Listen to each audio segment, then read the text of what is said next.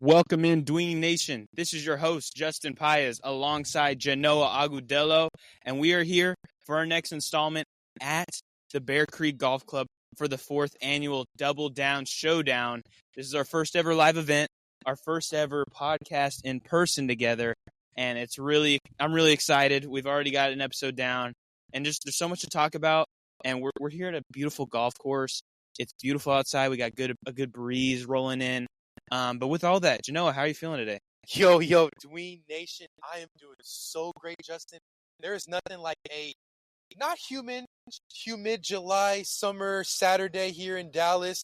But hey, Justin, we're just a few weeks away from the first week of preseason. They kick off. It's going to be the Texans and the Bears, the Hall of Fame game down there in Canton, Ohio. And I'm going to be watching that, even though we're not going to see all the superstars play. I am so down to just watch football, Justin. It feels like it's been nearly a year since the Chiefs hoisted that Lombardi trophy in Vegas over the 49ers in overtime. I mean, we can't forget how great of a game that was. And should set the tone going into this season, Justin. I'm so excited to start talking about football and then later in fantasy. Yeah, dude. And today's a really important episode because we're talking worst to first teams. So, the NFL every year, you got a worst team in the division. They have either a high draft pick or whatnot, or they're injured for a year kind of thing. But it's a whole new season, and as you mentioned, it's been, 9 months since it's been 5 months since we had football. We got a couple months until we get some real, week one starts. So there's a lot to cover. And there's 8 teams that kind of fit in the criteria today. We're going to talk about 4 of them. We're talking about teams that have the capabilities of going from worst in their division to first. Kind of what has changed in this, in that said team that can kind of make that happen, or in just their environment around them, if the division got weaker or whatnot. So I want to start with you.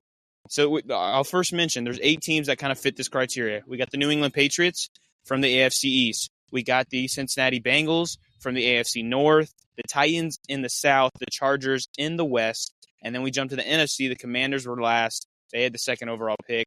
The Bears had the first, so they were it was through the Panthers. So the Bears were also worst in their division. And then the Panthers, who gave their pick to the Bears, they were last, as well as the Cardinals. So there's 8 teams, Genoa. I want you to go ahead and give me your favorite as a team that can jump from last in the division to the top. So, Justin, during this offseason, I was a little bit down on this team, but now that we've gotten some news on what's going to be going on with their offense, I'm a little bit, now back on the bandwagon, and this team is the Cincinnati Bengals. Now, I'm going to explain myself for just a second. There was a little bit of some issues with T. Higgins. They weren't sure if he was going to be on the team next year. There was some talk maybe, he could have gotten traded. And so I feel like now with the Bengals, there is now a little bit of sense of optimism, Justin, on what's going to be going down with the Bengals. Now, you got to understand now, they lost Joe Burrow around week 7, week 8 last year for the rest of this year, and they did pretty good with Jake Browning. Their defense remained solid, and Zach Taylor was able to do a fantastic coaching job with what he had so far. So I'm going to go with the Bengals. It might be the easiest answer because, Justin, they were in the AFC Championship 2 years ago. They were in the Super Bowl 3 years ago. So now you got to, keep them on the, not in the back of their head. You can't, underestimate them. It all falls down on with the health of Joe Burrow. So if Joe Burrow can stay healthy and not miss a game, the Bengals can easily win 10 to 11 games. And here's the thing with their offense. I love their wide receiving crew. Obviously, we're all fans of Ja'Marr Chase. I mean, when you talk about stars at the wide receiver position, Ja'Marr Chase is the guy to go to, along with Justin Jefferson and maybe Tyreek Hill, CeeDee Lamb, but also T. Higgins. He is one of the best number 2 wide receivers that we've seen in quite some time. And I feel like with the Bengals, they have a solid defense year in and year out. We're not sure if Trey Hendrickson is going to be on this team next year or this upcoming season. Maybe he might have a surprise retirement within the next month. So we are not sure what that's going to be. But I like the Bengals, right? This is a tough division. We got the Steelers. We got, the Browns. And we have the Ravens with the reigning MVP, the reigning number 1 seed, made it to the conference finals. So, look, with the Bengals, I feel like they're going to have a bounce back year. Now that I feel better about the situation with T. Higgins, I love what the Bengals are going to do potentially. They're going to have to bring it week in and week out. There's no games that they can just set aside and have no, it's going to have to be from week 1 all the way to week 18 because that division is going to be so tough. I love the Steelers with Russell or Fields. I love, the Browns with potentially Nick Chubb coming back and Watson coming back and that defense and what Kevin Stefanski's doing. And you can't forget about Baltimore. They improve every single year with the reigning MVP and Lamar Jackson. So I like the Bengals to the best chance to go from worst to first, Justin. I like that take, and yes, you can argue that kind of is the favorite amongst, the league and thoughts because the Bengals have been good for the last handful of years. They went through injuries with Burrow and even Higgins last year. But they ended their season 9-8. Yeah. So they missed the playoffs. They're in the most stacked division in the NFL, arguably. And so that's where it's like they're the favorites, sure, but you're in a division with Cleveland, Baltimore, and Pittsburgh. So things kind of get interesting for sure. But I like the take because, it is kind of all up to Burrow. But he has it. To me, if he's on the field, they're going to be the best team in that division, which makes it a favorite for sure. And then if you look at the rest of the division, as you mentioned, Baltimore is always good, but they lost a lot of offensive line help. They lost a couple of defensive pieces. They lost their defensive coordinator, Mike McDonald, to the Seahawks, and so they've lost a good amount. Then the Cleveland Browns, they have the risk of Deshaun Watson. Yeah. Is he really that franchise guy that they paid him to be?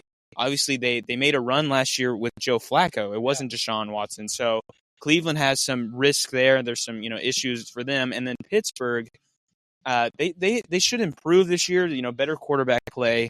They have a new OC, so things could start slow there. And it's Arthur Smith, which we both hate. And so, but he's a better OC than he is a head coach. Yeah. So interested all around to see that. And then if you look at their offense, right? You talked about Chase Higgins. Obviously, thank goodness for them that there's been some clarity with Higgins. He's going to go through this year on the franchise tag. But you can look at that as a benefit for the Bengals because he's playing a contract year, and I know how money can talk, right? He wants a big bag, as he deserves. He's played very well in the NFL so far, but he's going to have to play for that contract. And then Jamar as well.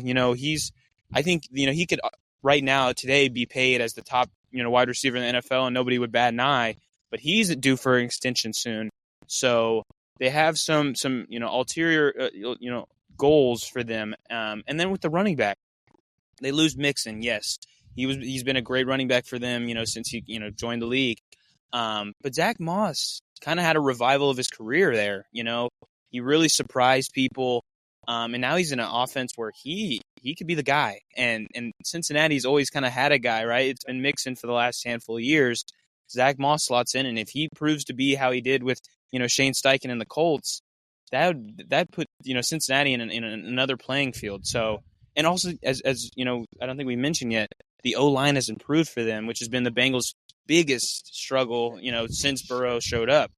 They get Amarius Mims in the draft. They sign Trent Brown. They already have Orlando Brown, and so it's all improvements there. They do lose DJ Reader on the defensive line, and in the interior he goes to Detroit.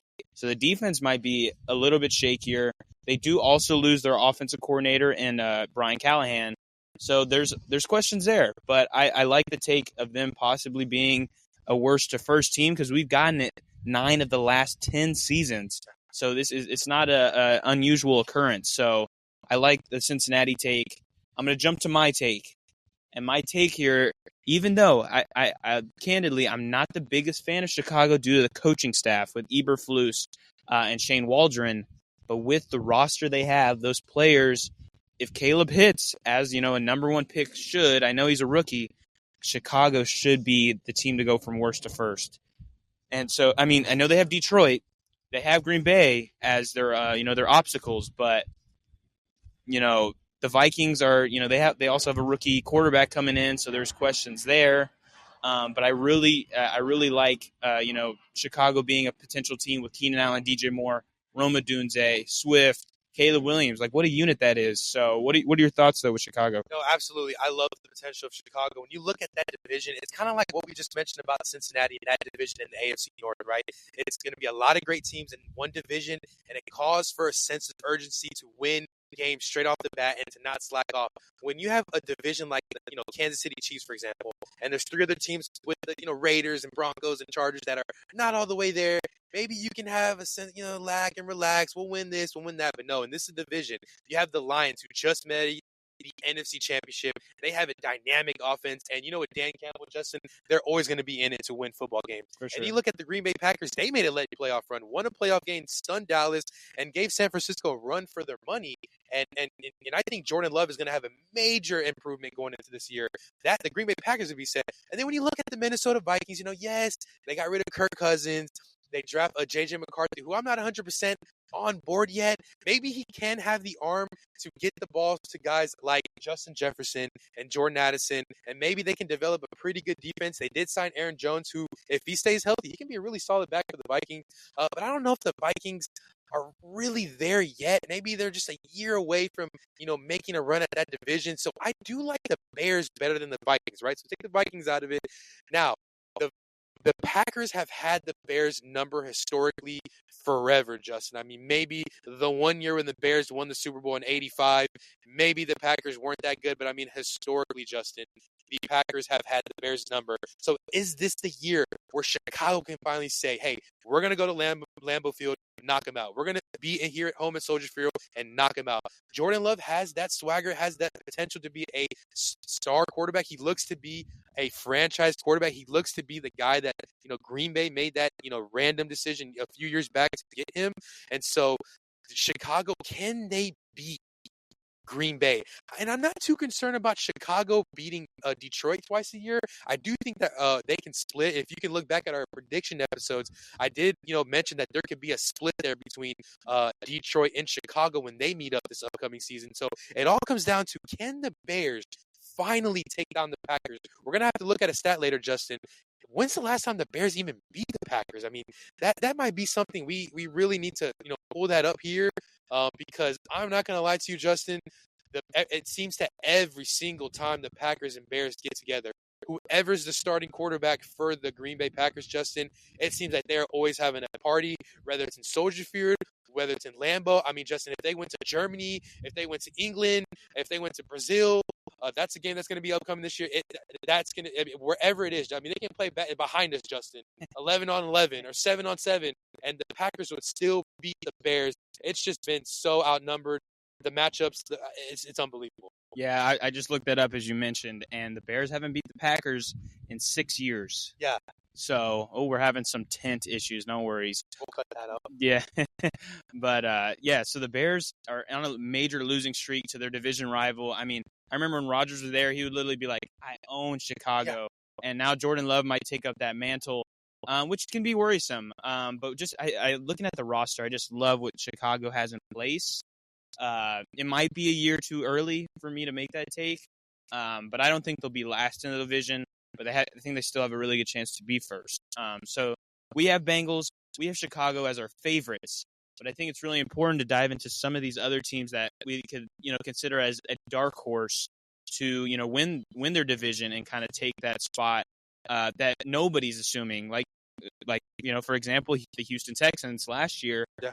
There was very minimal hopes, I'd say. I know the division was kind of wide open, with two rookie quarterbacks and Trevor Lawrence, and even it was Will Levis and Tannehill.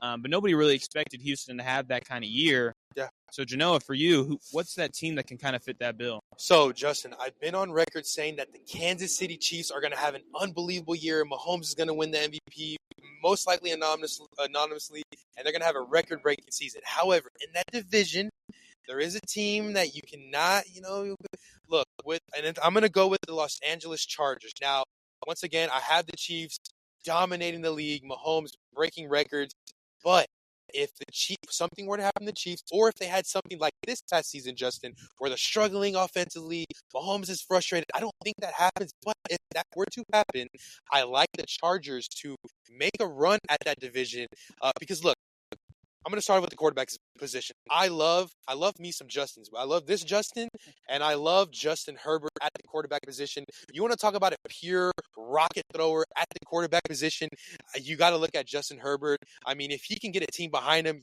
he can be in the running for MVP, a dark horse for the MVP. But I love the head coaching hire. And Jim Harbaugh, fresh off the national championship in Michigan, I think he has a sense of momentum going into the NFL. And when you look at his history, Justin, when he was with the 49ers, I think he had like his first 3 to 4 years, he made the NFC title game. Obviously, in the middle of that, he made the Super Bowl, the infamous Harbaugh Bowl in New Orleans, which that's where the Super Bowl will be this upcoming season, Justin. The lights went out, and Kaepernick led a somewhat of a comeback. They fell short, though, in Ray Lewis's last game for Baltimore. But Jim Harbaugh is as solid as they come as head coaches, was able to do something as gutsy as bench the number 1 overall pick in Alex Smith, that franchise quarterback, and say, no, we're going to go with this guy out of Nevada with Colin Kaepernick, and they went all the way to the Super Bowl, and so you can't forget things like that. I remember that's when I started watching football, really got into fantasy those years. So you can't forget the potential of what Jim Harbaugh can do. Looking at their defensive depth chart, Justin. Now, defense does win championships in this league. And I love what they've done. They have a pretty good, decent D-line. They have Joey Bosa already there, coming back from injury. They have a couple young studs there with Morgan Fox and Kona Ford. And I do like Junior Colson, who they did draft out of Michigan, a guy that is, familiar with Jim Harbaugh. I do like Denzel Perryman, who also we were very familiar with Khalil Mack, Asante Samuel Jr. If Derwin James can be healthy, he is a top safety in this league for sure, Justin. When he is healthy, he is one of the premier safeties in this league. So I know Jim Harbaugh is a genius at developing studs, whether it's defensively, offensively. And now let me get to the offense. Now, I'm not 100% on board with the offense. However, I do think that he can develop a guy like Quentin Johnson, who had a disastrous rookie year, Justin. Just Bad. disastrous. I mean, drops everywhere. I honestly don't remember him getting a catch. It seems like every time I turn the Chargers, there's Quentin dropping a pass. So I do think he can develop him. Also, they drafted Ladd McConkey, which I was very surprised of. But I think with Harbaugh's skill set as a coach, he can develop a guy like that. And then, they have a couple of tight ends there. And the biggest question there is, are they going to run the football? But I do like Gus Johnson to be a guy that they can, ground and pound. He did have a history with a great running back Hall of Famer and Frank Gore, future Hall of Famer, I believe. And so it's all on if we're having some tense issues here as it is. Wind is wild The today. wind is wild here in Dallas, Texas. But anyways, yeah, just to end this take here, I do like the Chargers to give the Chiefs a challenge in that division.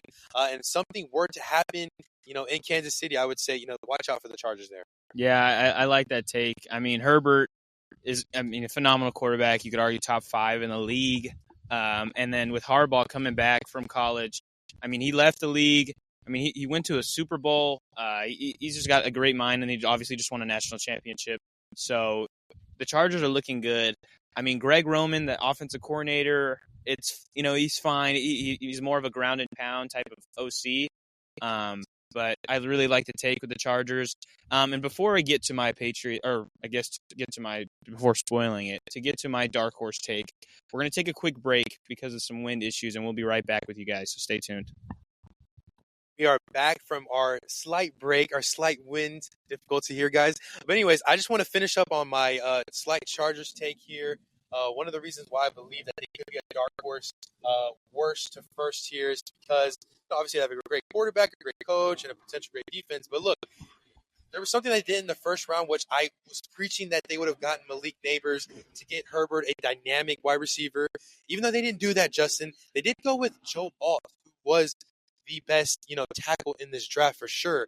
And so with that being said, they have 2 now supreme tackles on each side of the ball to now block for Justin Herbert's blind side. So they had Rashawn Slater, who they drafted a couple years back in the first round, and now they also have Joe Alt. So now you have pretty Pro Bowl caliber, all pro tackles on each side of the ball, on each side of the line for Herbert. And also, this is a dark horse right here candidate, Brendan Rice. His father did some historic things for one California team, and now he has a chance to do one for another. And so now when you have Justin Herbert throwing you the ball and an offense that has, Jim Harbaugh, controlling the mechanics there. I do like, the Chargers to be a slept-on offense, to not put on fireworks for the first 5 weeks, but potentially for the last 10. I view them kind of in an opposite regard to the Bengals, as you talked about. The Bengals are high-flying. They pass the ball a lot, where I think the Chargers this year will kind of lean more on that running game. I mean, as you mentioned, the offensive line should improve heavily with the selection of Joe Alt. Rashawn Slater's coming back from injury. And so in doing that, they can run the ball with Gus Edwards, who's a big back, and kind of just keep it on the ground with Greg Roman, that's his MO. Yeah. And so I see that there, and that works, though. If that's the scheme they're going for. I know in Baltimore with Greg Roman, that kind of ran dry. That's why he didn't stick around, or they didn't let him stick around. Yeah. But with the Chargers, he goes from one Harbaugh coach to another, so it's really interesting to see the dynamic we see between them. But Chargers is a really great one, especially because they got the Chiefs that they got to look at as a mountain to climb over. So Chargers is your dark horse. For my dark horse, I'm going to dive into the New England Patriots. Now, hear me. I know that sounds crazy, but Drake May is kind of the fighting force behind this. I think May, if he comes out as the best rookie in the league, which we saw with CJ, right? He did that for Houston, and it changed the game for this team. If Drake May can do that, kind of just play, better than the rest of these rookies and kind of, show out and show up, I think the Patriots have the opportunity to win the AFC East. You have the Bills. They lose Diggs. They're at the moment right now, there's kind of some uncertainty around them. I know they drafted a first-round wide receiver. Or I guess he was in this early second with Keon Coleman. And then the Jets, yes, they get Rodgers back. That's wonderful. That's what they're missing. They're missing that quarterback, sure. But what if Nathaniel Hackett, their play caller, is not – I mean, he isn't a good play caller. I can already put that out for you guys. But can the players overcome that? Obviously, last year it was very ugly. But with the defense, obviously that is that's their stalwart. But if Hackett, holds them back, the Patriots could, do something there. And then lastly, with the Dolphins, is Tua their guy. I know they have Tyreek and Waddle, and they always, they light it up at the beginning of the year, and then they fall off. So if, we had that same story, and even, last year, actually, I think it hasn't been talked about too much. Miami surprised people with their defense. They were, top 10 in a lot of metrics at the back half of the year, but they lose Vic Fangio, who was their defensive coordinator. And I think I would, argue that was what was behind, how good they were. And they also lose Christian Wilkins. So they lose a lot there. Each team kind of has lost a good amount, and the Jets kind of are a question mark, which leaves a door open for a possible New England. Now, of course, this is a dark horse. This is one of the more unlikely ones, maybe besides the Panthers and the Titans. But I think the Patriots, Drake May, and if he has that kind of season, New England, is set up for a possible next dynasty in the next handful of years with Drake May if he comes out, firing on all cylinders. So what do you think, though, with New England? No, yeah, I love your take. Here's the thing, Justin. With Gerard Mayo taking over, he was coaching under Belichick for a handful of years, played for Belichick, was a part of that Patriots dynasty. He was, I know he was there from, say 2008 to 2015. He had a couple stints. I think he had another stint in Buffalo in the middle of that. Yeah. But, a defensive player, pretty great linebacker for, Belichick. He's coached under him for a handful of years, was kind of like that anchor, that voice behind the voice. The Patriots' last Super Bowl win when they beat the Rams 13-3 down there in Atlanta. I believe that's Super Bowl 53. He was kind of like that anchor behind with Patricia. And Flores over there whenever he was the defense coordinator, Brian Flores. And so now he's the head coach. And here's what makes it interesting. Week 1, they're probably not going to start Drake May, and that's kind of concerning because I do think Drake May is ready to go. And, looking at the schedule here, let's see. They're going to be going up against they're going to be at Cincinnati. I guess that might be a tough little road trip for, the Patriots to just throw in their rookie quarterback. I do think Bailey Zappi should start over Brissett. I know Brissett's kind of been in the system, been in that all around the league, but is familiar with that Patriot tree. But I do think that once week 2 or 3 comes around, you got to start Drake May. Looking at their offensive talent here, obviously Ramondre Stevenson is a pretty good running back. When he is healthy, he can get you really good stats there. I know there were some games where he can actually catch the ball. He had like 6 or 7 catches one game. That's pretty good for fantasy, pretty good for the Patriots offense. I do like Jalen Polk, who they drafted out of Washington. I do like KJ Osborne, who we love down there in Minnesota. Juju is kind of fallen down. He's not really the Juju we used to know and love in Pittsburgh, and even that one year in Kansas City. But hey, they got Antonio Gibson, who can have a revival in his career, is whatever.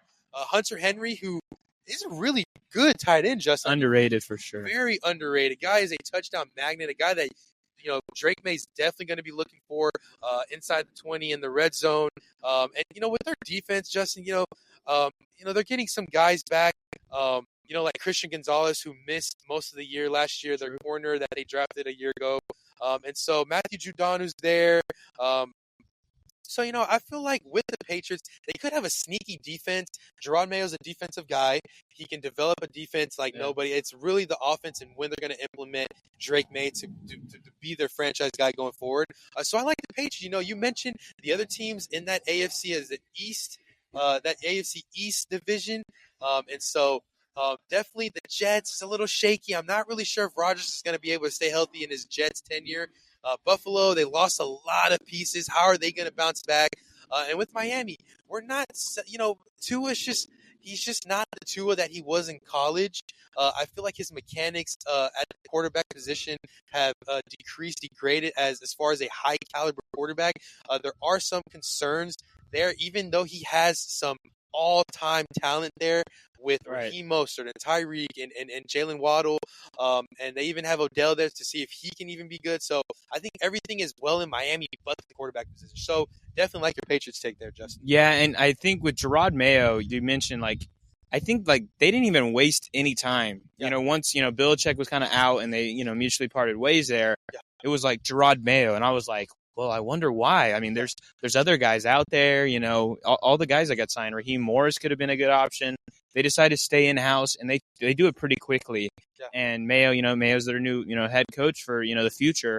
But I like that you mentioned some of these skill players because they re-signed Ramondre, who's played very well. It was surprising re-sign, which makes me confident, though, that, they believe in Ramondre and that he, will have a good season this year.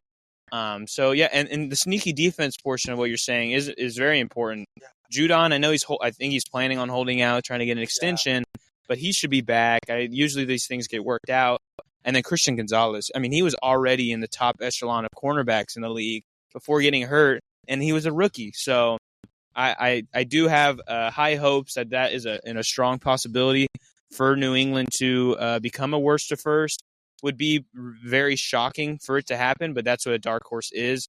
And that's what our takes were. But yeah, do you have any final closing comments? Yeah, I just want to say the Patriots are going to, I would say, a team that kind of show their true colors after week 6. They become one of those stingy defensive teams where if you're playing fantasy and there's a player that you're iffy on and they're playing in New England around, beginning November, you're going to second guess it because I feel like, New England's going to be a little bit of a tough place to play, Justin. Yeah.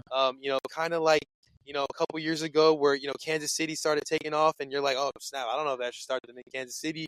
And even when San Francisco started taking off a couple years ago too, they became a stingy defense. I would say like 2018, San Francisco wasn't all that good.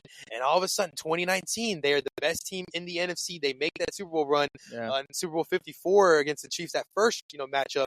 And so that's kind of, I'm not saying, the Patriots are going to make the Super Bowl in a year or two, but I'd say it's going to be kind of like that, where that defense is a little stingy and you're hesitant to start any fantasy players though, Justin. So I really like the Patriots and going into this year. Yeah, I'm actually have one thing because I remember you talking about. I'm looking at their schedule now, and sure, yes, I don't think if May doesn't start, just say that's a situation where May maybe isn't ready, and my thoughts are wrong on that. Their schedule right off the cuff is hard. 3 road games out of 4. They get the Bengals, the Jets, and the Niners on the road. That's tough. Then they had to play Miami and Houston. After that, their home games, but still, it's going to be a tough start. It will be a tough start. It would be hard to overcome, but that's where I think it's important. I do think my take would be Jacoby starts then. If it's not May, it will be Jacoby over Zappe. just because Jacoby we've seen do something. I don't know. Bailey Zappi has never been kind of anything. Yeah. But if they start slow like that with 6 games off the back that are really tough games, Drake May might fly in, and then they can go on a little run right here where they get Jacksonville. I think it's in London. That could be a W. And then the Jets again, but at home, and then Titans, Chicago. Those are you're playing. Those are winnable games exactly. Before a couple more that are kind of tough with the Rams and the Dolphins again. But just looking at it, it is going to be a tough start for them. But if they don't start May and then they throw May in, and they can kind of go on a run possibly. Yeah, I like them after week 6, week 7. You mentioned that they have the Rams week 11. I do like Stafford to have a struggle game there in New England. The weather also plays a factor. The Patriots, historically have always fed into what the weather is, and they're able to kind of adapt and play really well. I know that was the Tom Brady era, but even post Tom Brady era, when they had Cam Newton that one year, and then they had Mac Jones for that other year, it was like they're kind of a tough team to play. And the question is, can they turn the heat on offensively? Yeah. Right. Ramondre Stevenson's a stud, but who else can step up to the plate? They have Polk there. Can Juju come back? Can KJ Osborne be a fantastic wide receiver too? Demario Douglas had some games that we had to ignore. We ignored really, like fantasy. He was not bad. He was a guy that was getting picked up off the waiver wire around week 8. Right. The guys are starting him, plugging and playing. So can he pick up the pace with a guy like Drake May? So that's something that's going to be very interesting to look into. And Javon Baker. I would point out Javon Baker. He's a 4th-round draft pick. Yeah. Important and possible that he could jump. Even Jalen Polk, who was the 2nd-round pick. Yeah. So interesting pieces in New England. We'll see how it goes. Obviously, we're a couple months out from the NFL season starting. We're just getting into our football content, starting out slow. And as we mentioned it from the top, we are in Dallas today at the Bear Creek Golf Club for the 4th annual Double Down Showdown.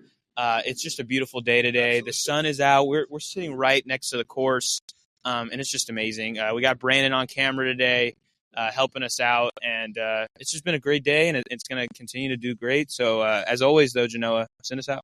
Yo, Dewey Nation, we hope one day that everybody can come and join us and join us for a live podcast, and we can bring many, many Dewey Nation nerds to come, answer some questions for us. Yeah. And we'll probably be doing that later today. Probably get some new members of the Dewey Nation come and answer questions. But hey, this is only the beginning, guys.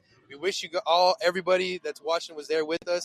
But hey, Justin, my brother, I'm glad to be out here with you. It's yes, sir. Beautiful here in Texas. So it's very humid if you're from Texas. But today, not so bad. Don't want to jinx it here. I'm looking for wood to knock, but it's okay. I'm confident that it won't get so humid. But as always, Dewey Nation, thanks for watching. And as always, peace.